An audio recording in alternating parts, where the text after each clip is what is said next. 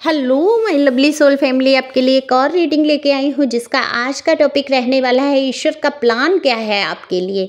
क्या वाकई कोई ईश्वर ने मास्टर प्लान बनाया था जिसकी वजह से आप अकेले पड़ गए? ऐसी क्या वजह रही, क्यों आप अकेले पड़ गए?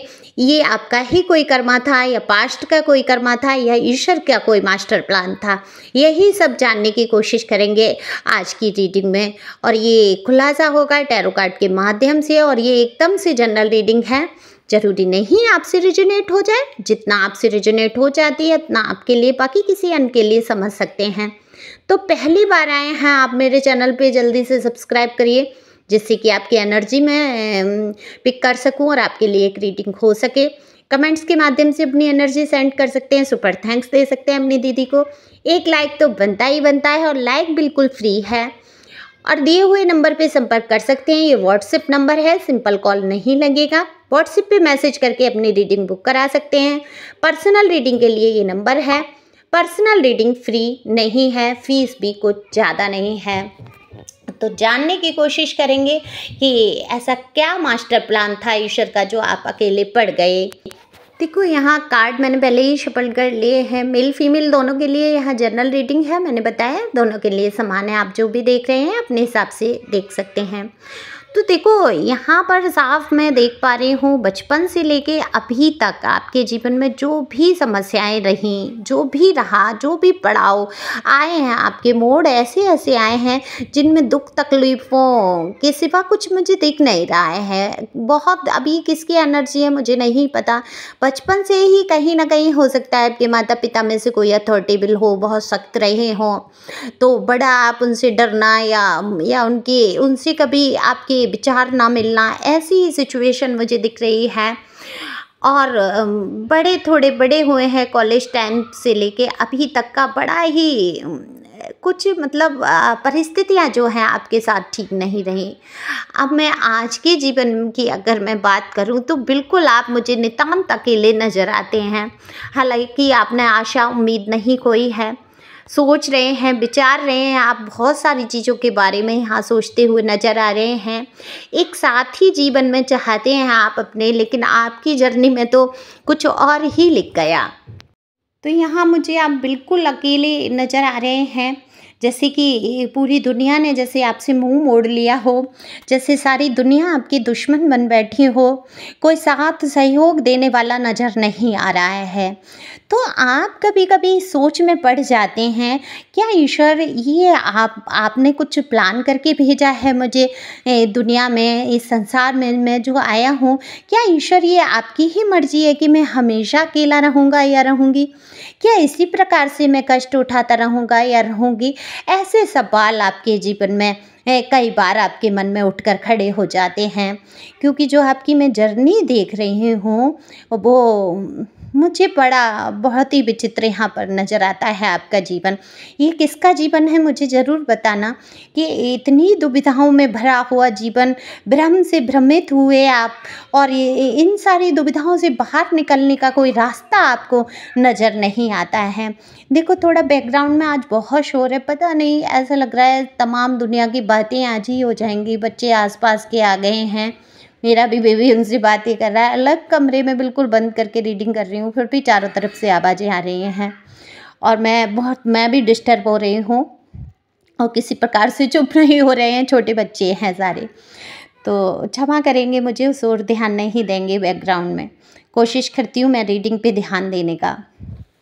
तो देखो, यहाँ पे परिस्थितियाँ मुझे बहुत आपके साथ अच्छी नज़र नहीं आ रही हैं। ईश्वर का प्लान ही कह लीजिए। देखो, आप इस पर चल तो हैं, आप ईश्वर को बहुत मानने वाले हैं, और कहीं ना कहीं ये आपका पास्ट कर्मा है जो अधूरा छूट के रह गया है। जैसे कि आपने कभी किसी जन्म में तपस्या की है, पूजा की है, इस जन्म में आप आए हैं, घर में प्रार्थनाएँ की हैं आपने कि बस इस नरक से, घोर नरक से मुझे मुक्ति दो ईश्वर, और मैं बाहर आके आपको समर्पित हो जाऊंगा या हो जाऊंगी, लेकिन हुआ क्या, जब आप बाहर आए और बाहर की दुनिया में जैसे ही आपने प्रवेश किया, उन बातों को, उन चीज़ों को आप भूल गए जो ईश्वर से आपने किए थे, और ये जन्मों जन्म के वादे आपके हैं।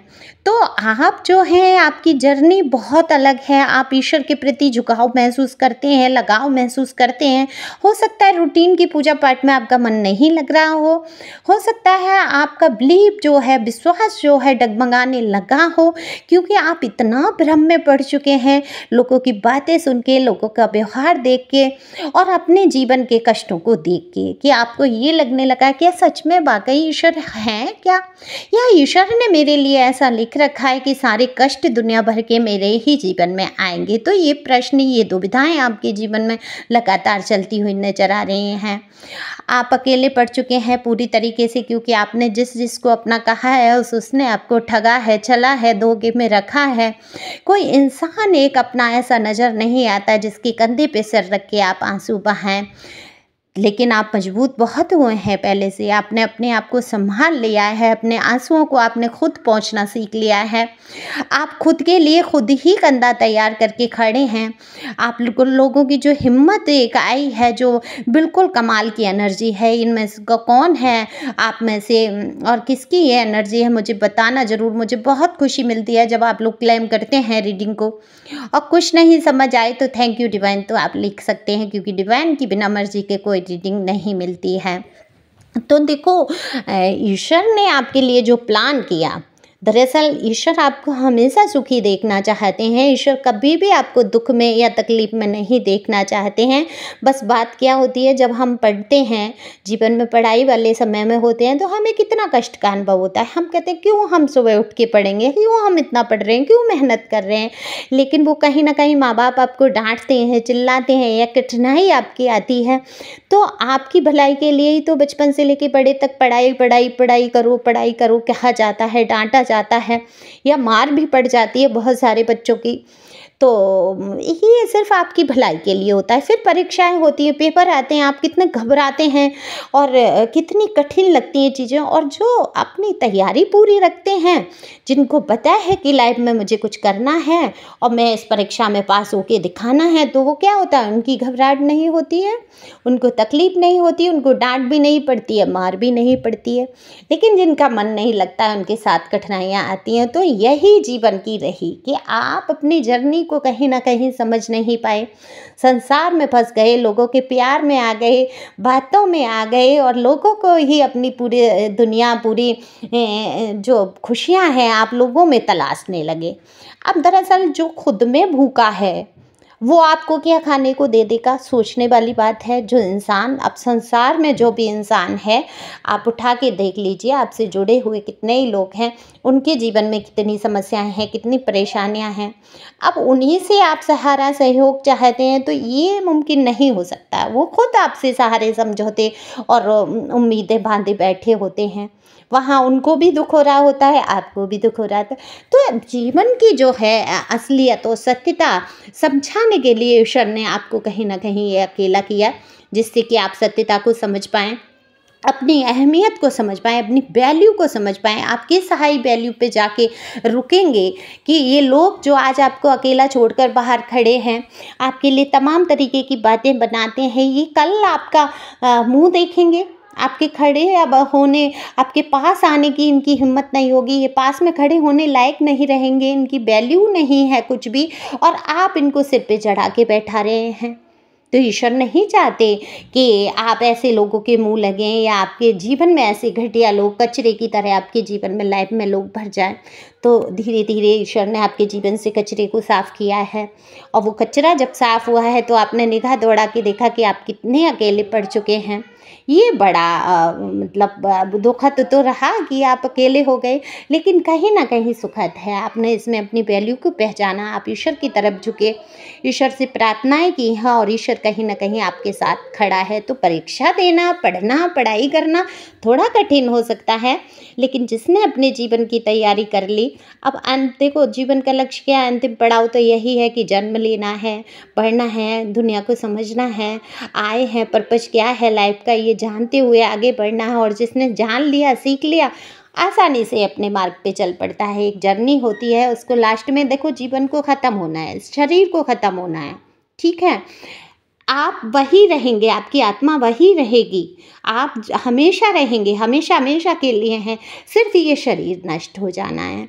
इस शरीर से मोह इतना, इस शरीर से जुड़े हुए लोगों से मोह इतना, वो कहीं ना कहीं ईश्वर का ये प्लान है कि आप इन चीज़ों से बाहर आएँ, मोह करना छोड़ दें, अपेक्षाएं करना छोड़ दें, तो आपके जीवन से दुख दूर हो जाएगा। क्योंकि ईश्वर कभी नहीं चाहते हैं आप दुखी हों, तो उनका यही मास्टर प्लान है कि आप इस सत्यता को समझें कि कोई हमारा नहीं है, सारे लोग जो है पहले से भूखे हैं सहयोग के, सहारे के और मतलब से जुड़े हुए हैं मुझसे, और मैं उन्हीं में अपना मतलब, उन्हीं में अपना सहारा ढूंढ रहा हूँ या ढूंढ रही हूँ।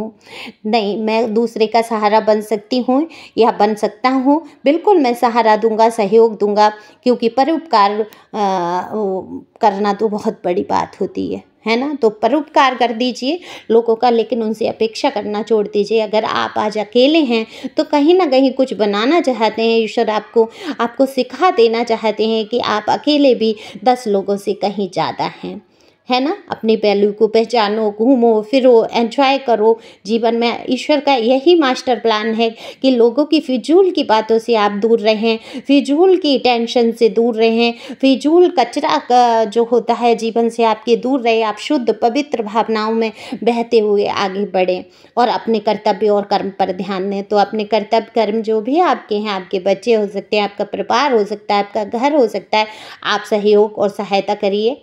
आपका जो कर्तव्य है आप उसको पूरा करते हुए खुश रहते हुए आगे बढ़िए, क्योंकि ईश्वर ने आपके लिए बहुत कुछ अच्छा सोच रखा है। आपके जीवन में आने वाली हैं अपार खुशियाँ, तो उन खुशियों को समेटते हुए आगे बढ़ें।